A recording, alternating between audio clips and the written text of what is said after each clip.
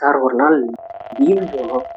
C mister Arun, இங்க உங்களுக்கு assign பண்ண ஒர்க்கே அதிகமா இருக்கு. இப்போ நீங்க லீவ் போட்டு போனா இந்த ஒர்க்கை யாரு பாப்பா?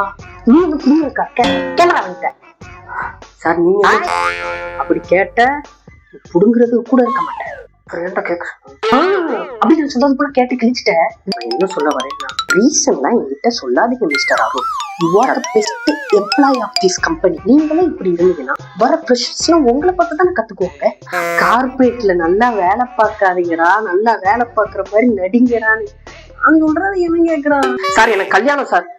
கல்யாணம் இது முன்னாடியே கமிட்மெண்ட் பண்ணிருக்கலாமே மிஸ்டர் அருண். நாளைக்கு நீங்க போங்க, ஆனா ஆஃப்டர் லஞ்ச் திருப்பி வந்துருங்க ஆபீஸ்க்கு.